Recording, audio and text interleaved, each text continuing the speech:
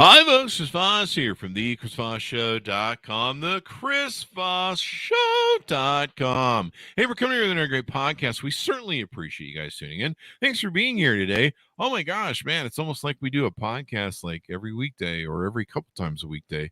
Anyway, guys, go to YouTube.com.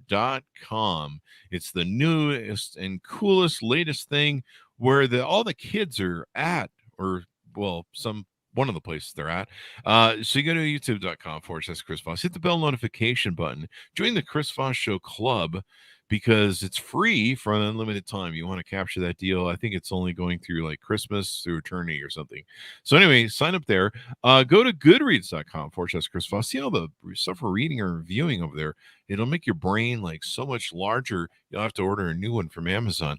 A new cranium. I don't know. This is a horrible setup for a joke. Anyway, go to Facebook, LinkedIn, Twitter, Instagram, all those crazy places, TikTok, wherever those kids are playing. The only place we're not at is Snapchat for the most obvious of reasons. I don't know. I like that joke for some reason. I don't know why.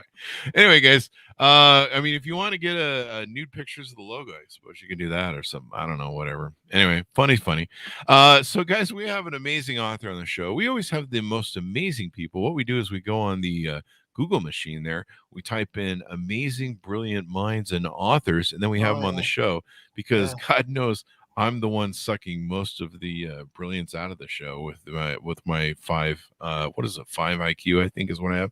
Anyway, guys, we have enough of the delays. We have an amazing author on the show. His name is Jeffrey Spahn, or Jeff Spahn, we'll call him today, I think. He is the author of the book coming out January 11th, 2022, according to Amazon as of this date.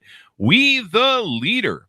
Build a team of equals who all lead and follow to drive creativity and innovation. Drive creativity and innovation. We're going to be talking about his forthcoming book. And I'm really interested in this because I just put out my book on leadership, and it wasn't very in-depth when it came down to leadership. I wasn't trying to write an encyclopedia, but it was really interesting about what he touches on, and we'll get into some of the details of that.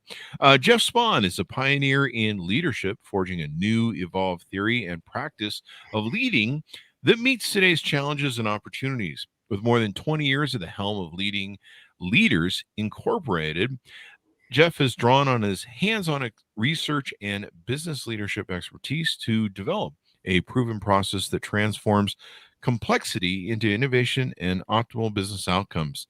He inspires leaders to move beyond the industrial age concept of collaboration and reimagine traditional leadership hierarchies and embrace an innovative process for leading and following at the same time. The same action, a seismic shift designed to the unique demands of the digital age. Welcome to the show, Jeff. How are you? I am fabulous, Chris. Thanks for having me. Fabulous, darling. Fabulous. Yes. I'm like pulling from all sorts of different resources here. Anyway, guys, give us your plugs, your .coms, or wherever you want people to look up your brilliance on the interwebs. www.wetheleader.com. Wetheleader.com. Just activated that website, and it's features the book and a quiz and access. You can get deeper into the process and follow up our conversation. Wetheleader.com. That's pretty awesome. You got that. That's awesome. Yeah. That's a great thing. Good. Usually I'd be worried about fascists getting a hold of that, but it's good that you have it. Well, but there's still time. Take over the world from a number of different angles, There you go. Well, it sounds like you have a plan. So, Jeff, what motivates you want to write this book? Well, Chris, I grew up in Eastern Ohio in the foothills of Appalachia. And I, along with a group of teenagers, had an experience there along the Ohio River that we will never, ever forget. And as a team, we just outperformed ourselves and transmuted ourselves into an excellent team and had a victory that was a superb upset. But more than that, what happened is we, at least in my experience, had like an out-of-body experience and felt like I moved into another realm, another dimension.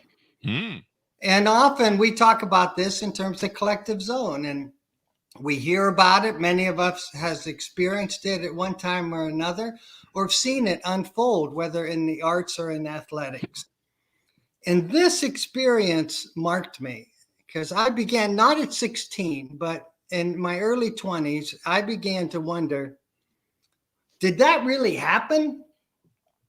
And then if it did, how can I translate that energy into my own life and into teams and organizations that I'm a part of?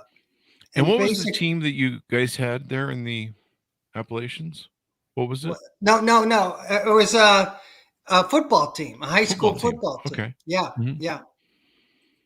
Mm-hmm. Yeah. And so give us an overall arcing rundown of the book and what's inside of it. Yeah. Well, there's the overall theme. It starts with the idea of, hey, collective flow really happens. I draw upon my experience and other people's experiences, whether in the arts or athletics or business, and in a number of different venues and situations.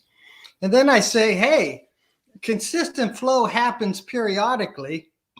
Let's take a look at having consistent or collective flow happens periodically. Let's look at having collective flow happen more consistently.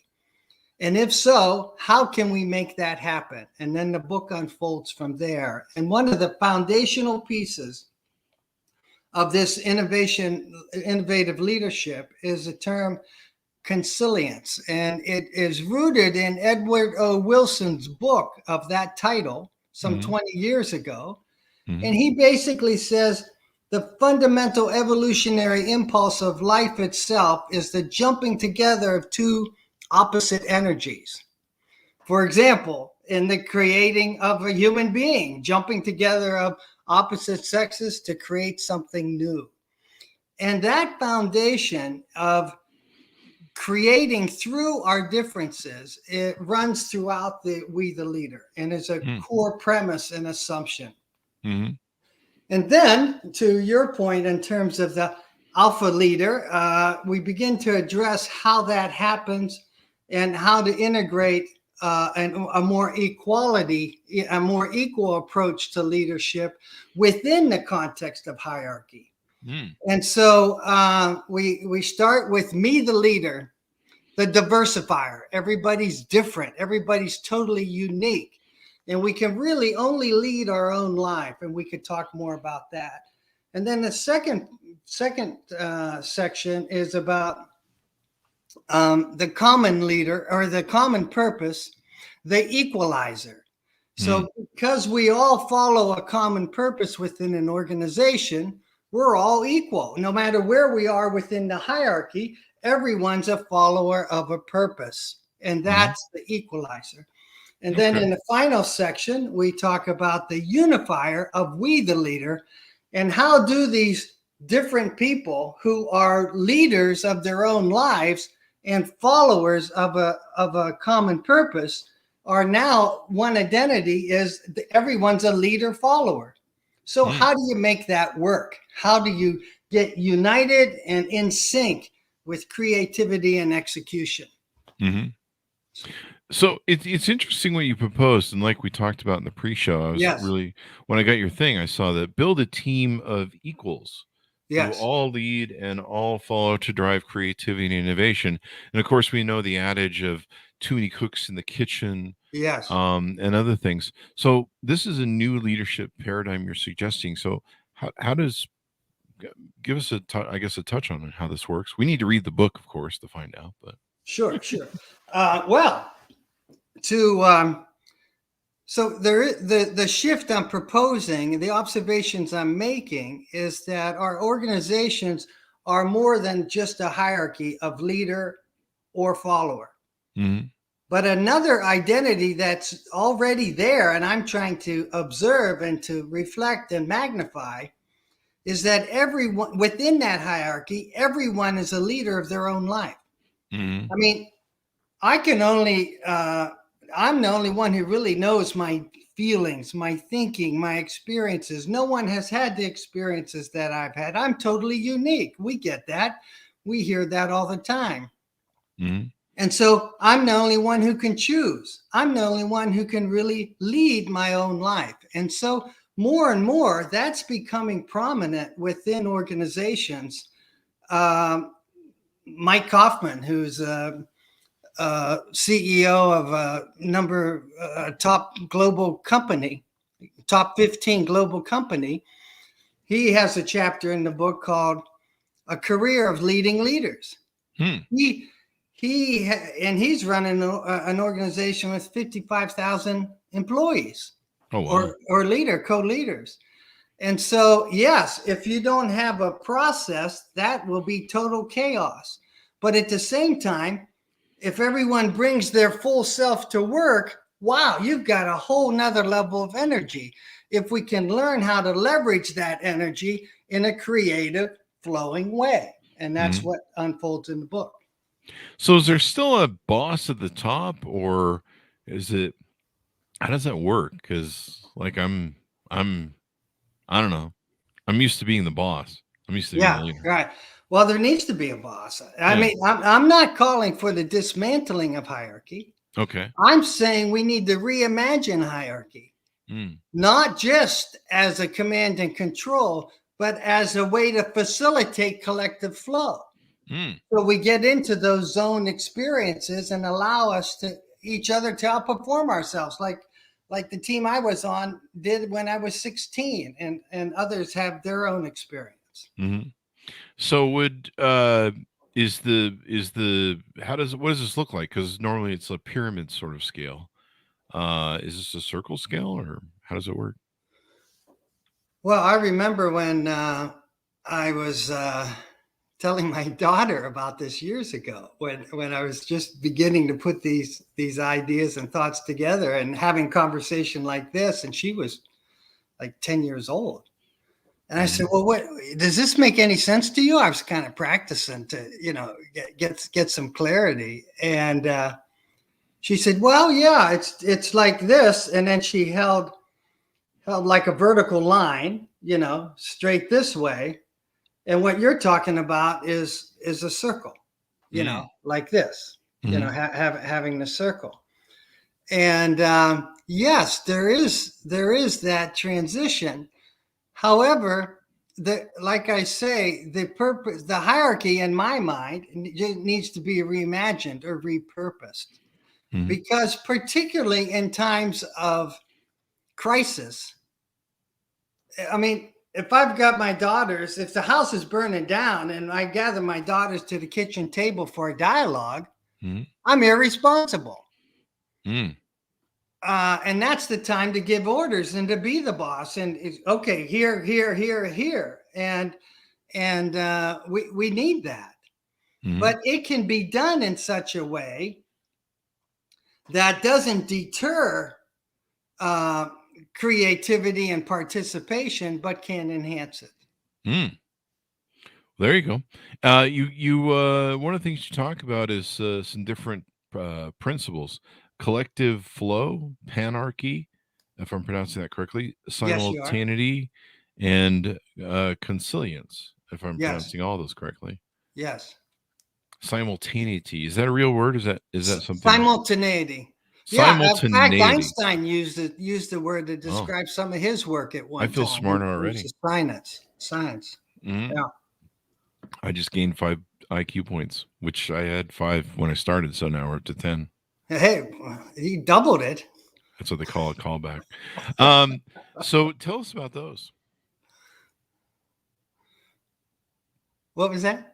Tell us about the collective flow. Okay. These 4 items. Collective flow, I mentioned that experience of kind of being lifted and guided by an energy greater than ourselves and greater than the sum of the parts, is the way people experience that. This is an experience of improvisation. I had the opportunity, I'm from Chicago, I had the opportunity to enroll within Second City Improvisational Theater and went extensively into their workshops. It's one of the best things I ever did. And in that sense, when you show up in the moment and you're a leader and a follower, then you get into that flow space. They talked about it as follow the follower.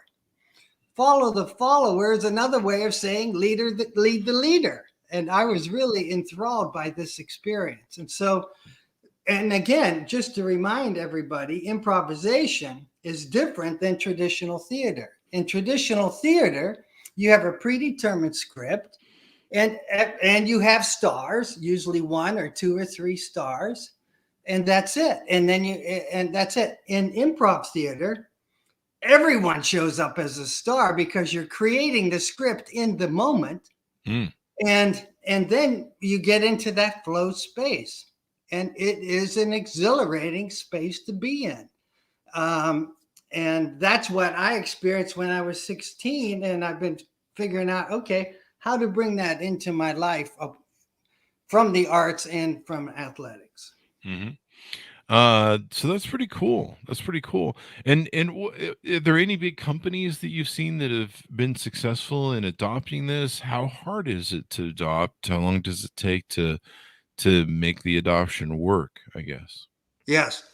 Well, there have been several industry leaders that I could name. Capital Group is one of them. They are revered in the financial world, a mutual fund company, and not in the entire company, but in portions of the company over a period of time. And Steelcase, and then a company in Cova that used to be Motorist transformed, expanded itself with the purchase, and they merged and they came together. And what they did there was very interesting. Dave Kaufman, the CEO,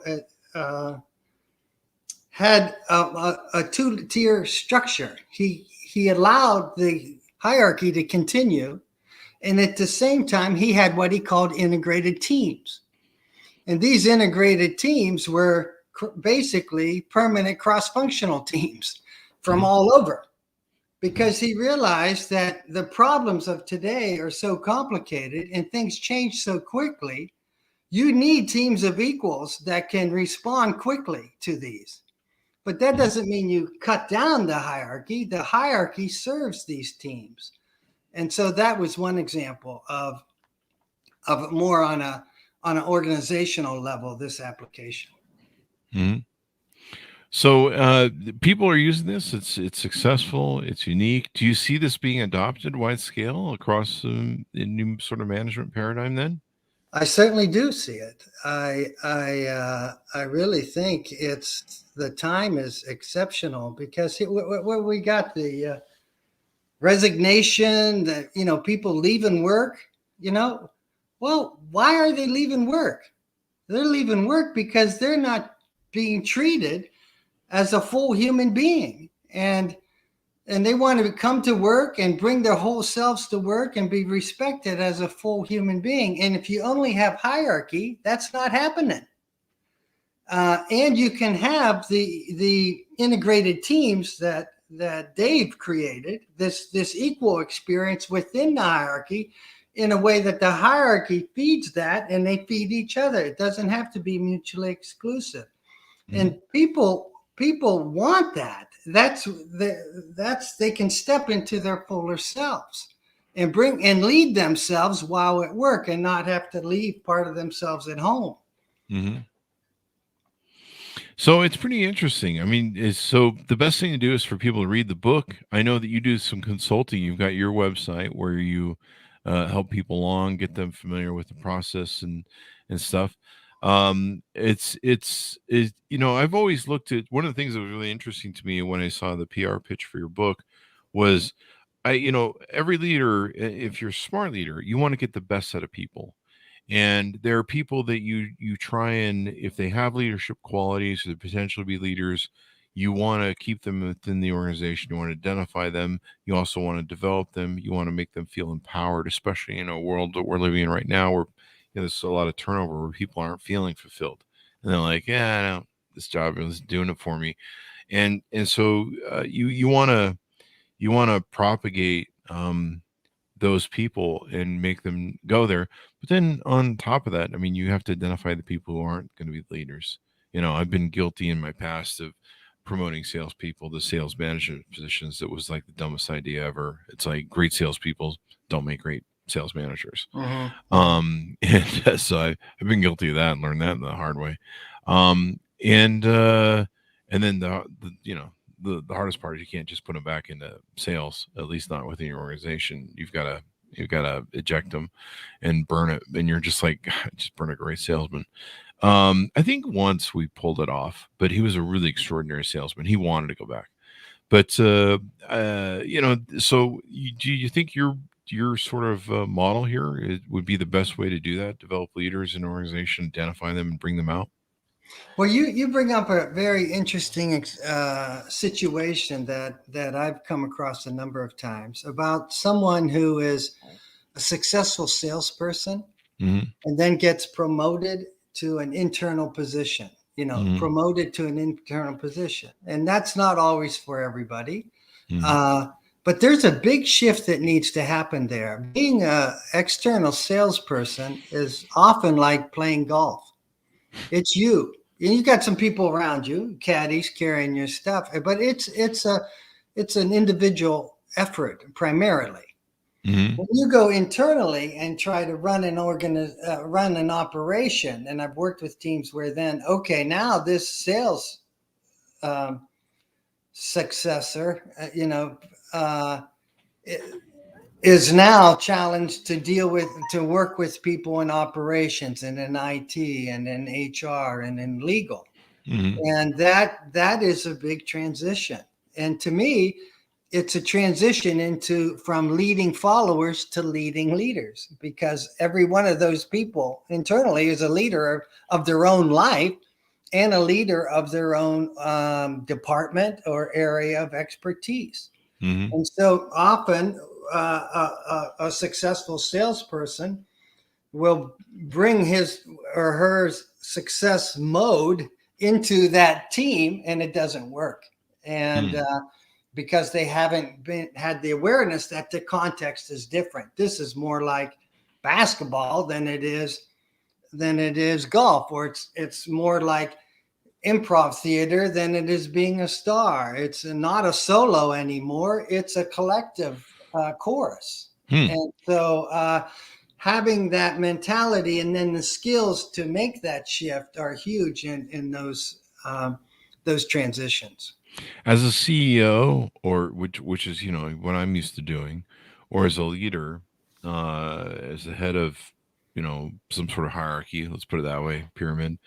How hard is it to adopt? Do I have to go through some pretty rigorous training, or is it just I've just got to open my mind to a new way of doing it and let it go and try and let it flow? Is it something I'm going to spend some time really figuring out, sit down with the team and go, okay, we're trying something new here, boys?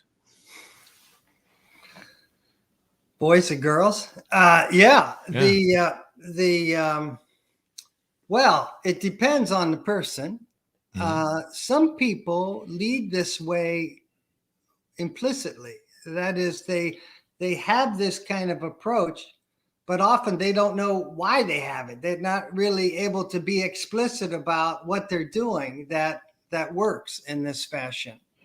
So, but I want to say yes, and I want to say no. So for some people, it's just a matter of understanding and getting clear on what they're already doing. And for other people, it takes more of an effort. And there are core steps, and the key beginning is learning to more in depth lead one's own life. And that includes all the basics of self-awareness, and being able to be aware and to observe oneself and to more and more in the moment make choices from my own centered self rather than just reacting to other people or external circumstances. That's foundational to leading one's own life and to leading leaders. And so that's a core practice, as well as what I call curious conviction. Curious conviction. Tell us what that means. Well, to me, the curious conviction is the way we lead each other as leaders. And there's 3 steps to it. Okay. Well, let's step back before we get to the 3 steps. Okay. So I remember talking to a CFO of a major financial company about this notion of curious conviction. And he was like, hey, now wait. I know how to bring a conviction in one moment. And I know how to bring a curiosity in another moment. But how do I bring a curiosity and a conviction at the same time? Mm-hmm. And to me, that is a fabulous question, because that if, as I do that, as your team does that, and you do that, you start to unlock and move into that area of collective flow more and more consistently. But so often we do one, we either lead with our conviction or we follow with our curiosity. We either teach with our conviction or we learn with our curiosity. And this is the either or of what we've inherited as leadership. You either lead or you follow. And that's great. But now's the time to build on that, to have consistent collective flow by learning to lead and follow at the same time in the same action via a curious conviction. Now you've got something I'm looking at here on your website called let me see if I can say that word right. Is it scale? Oh, it disappeared on me. It's going through the thing. Simultaneity. You've got an assessment thing for leadership, the 1 minute assessment gauge on here. Tell us a little bit of that, because I'm kind of curious. I'm actually kind of going through it here as we chat. It's a great question. You're asking about the term simultaneity, right? The term, but I'm also what does this do on your website? I think this is kind of cool. The quiz, the feature, the quiz, yeah. Yeah. So the term simultaneity is comes from the notion of simultaneously and spontaneity. And so simultaneity is an attempt to integrate those two. And what we're integrating here is the idea of leading and following at the same time. 2 seemingly opposite ideas that we're doing at the same time. Now, that's an example drawing back to consilience that I mentioned earlier in the beginning of our conversation. The jumping together of opposites is the fundamental evolutionary impulse that creates life and sustains life. We're bringing that same principle to leadership, that it's the jumping together of leading and following that opens up a new area of innovation and collective innovation more and more in the moment. Okay. And so that's what simultaneity is about. Leading and following is a term that encapsulates leading and following at the same time through a curious conviction. Okay. And the quiz helps a person gauge, how much am I a leader? Am I a follower? When do I lead and follow? Where am I already doing this? And how can I learn to do more? It helps. It's a self-reflective exercise. This is an interesting question that I'm confused on. I'm not sure if it's because I'm producing the show and doing a few things in my brain at once. How often do you experience synergy greater than the sum of the parts? Yes. How often? Yeah, like what is it? Synergy in what context? Well, this is in the context of a team. Okay. So of an organizational team. And to me, synergy is another way, different takes on the word, but it's that notion of people talk about it as the energy greater than the sum of the parts. It's that notion of, wow, we're really in a flow space here. We thought this was going to take us all weekend, and it's it's noon on midnight on Friday, and we're done with this. How do we do that? These moments when people come together and then create something that just wows them. And that's what we mean by the synergy collective flow. Oh, that's pretty cool. What else do we want to tease out or touch on in your book that can entice people to pick it up? Well, I think one thing is this whole notion of DEI. It's huge. It's paramount for organizations and our society. And to your point about the hierarchy, we're trying to implement DEI, diversity, equity, inclusion, within the context of a hierarchy that is built upon conformity, inequity, and exclusion.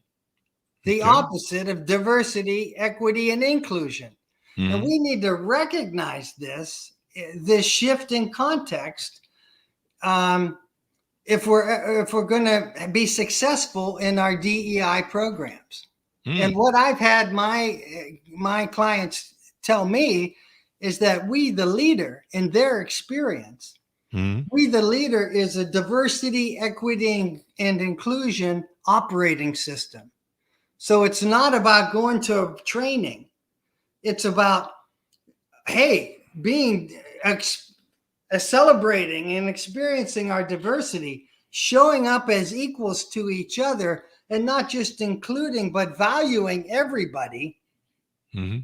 That's the fundamental operating system of we, the leader, that I outlined in the beginning. We have me, the leader, the diversifier, the common purpose as the equalizer, and we, the leader, as the unifier. Everyone's different, everyone's equal, and everyone's not just included, but everyone is vital. And the metaphor there is a puzzle. We each have our pieces of the puzzle, and we need to bring them forward and not hold them back or not impose ours as the whole piece in order to get into this collective flow space. Oh, very interesting. Very interesting. Is that making sense? Is that? Yeah. I've got to get into the book and really dig into the book, but we've given a nice tease out to listeners so they can get an idea and pre-order the book. Anything else you want to touch on or tease out? Well, read the book. Yeah, I want to emphasize this notion of the possibilities of bringing one's whole self to work, and everyone doing that. And it doesn't have to result in a cluster mess of too many chefs in the kitchen. Often it does, but we can get beyond that. And we are getting beyond that. And that's the future of leadership. Leadership is evolving. I mean, before 1969, leadership was primarily about one boss, command and control. And that was necessary. And then in 69, we came up with these ideas of servant leadership and situational leadership. You either lead or you follow. And that was a huge point of evolution. It was spectacular. And that's what collaboration is about. But what's evolving now, given the complexity of our world and this torrid change, is we need to learn how to get into collective flow consistently, not let it just be an accident. And in order to that, we need to lead and follow at the same time. And then we get into that collective flow. So it's evolving from one leader to lead or follow to lead and follow.